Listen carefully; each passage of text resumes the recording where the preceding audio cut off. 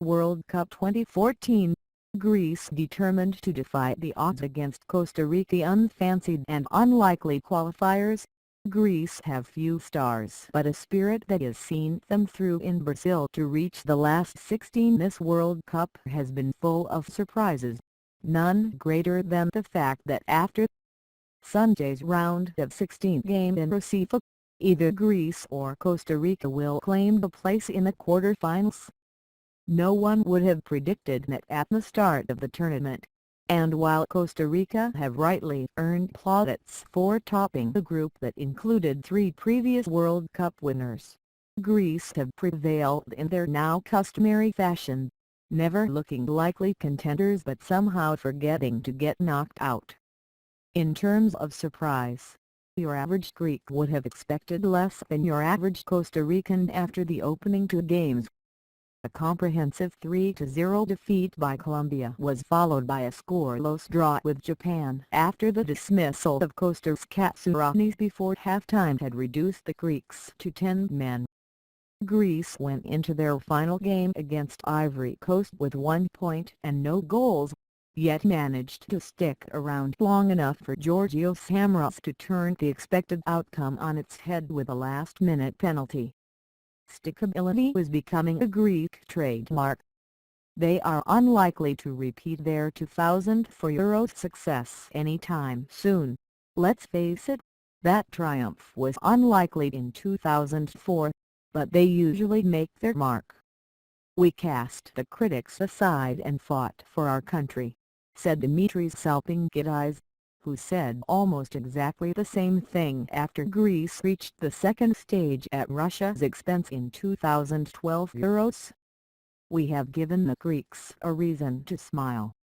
2 years ago the Greeks needed a reason to smile more than most, with their football success being played out against a backdrop of severe austerity measures at home and little sympathy from their wealthier European neighbors. While their economy is not yet healed, it is no longer at the forefront of events.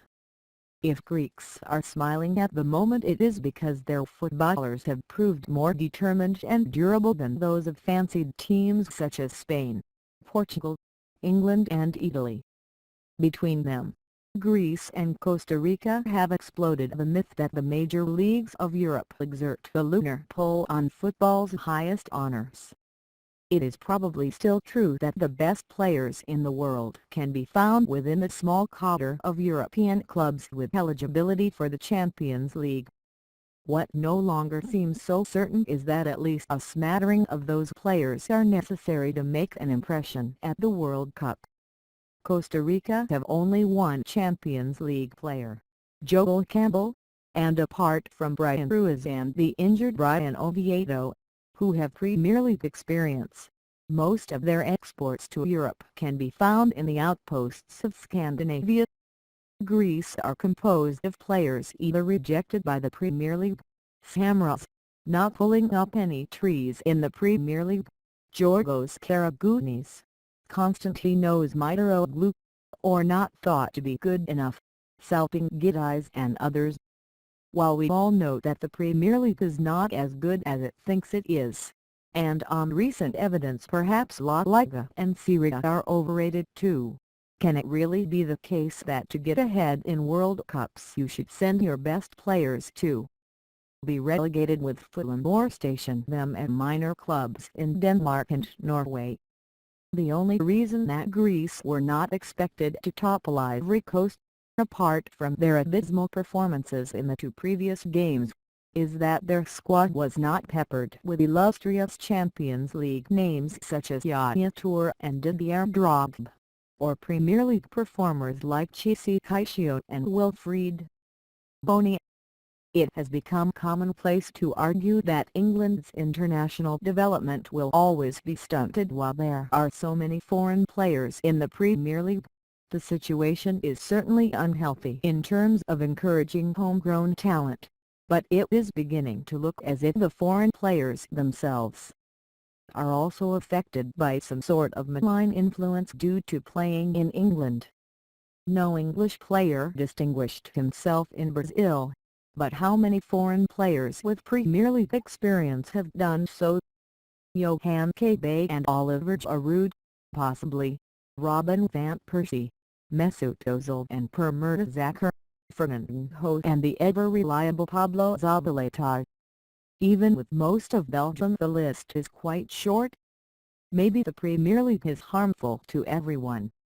Or maybe what you need in a tournament situation is a togetherness and a willingness to fight. Salping Gidiz's word, your corner. England seem to expect the World Cup to happen to them rather than the other way around. And Spain and Italy possibly made the same mistake, even though the latter looked set when they won their first game. To an extent, Greek progress can be explained by the mundane reality that they found themselves in a relatively easy group, although it could not have appeared that way when they had shipped 3 goals to no reply with Ivory Coast still to come.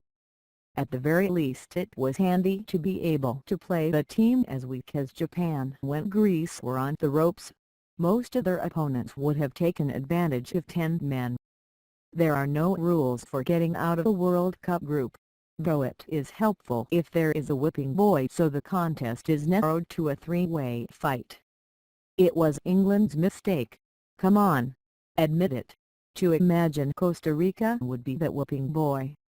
Now that Roy Hodgson, Greg Dyke, the Football Association and the vast majority of football writers, this one included, have a clearer view of England's true position in the scheme of things, Group B whipping boys, it should be easier to avoid such a monumental error in future.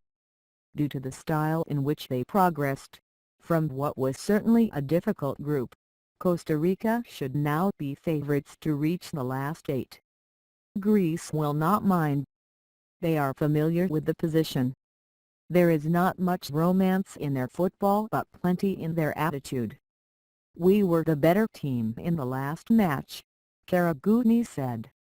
Something in the heart of the Greeks makes us play against the odds.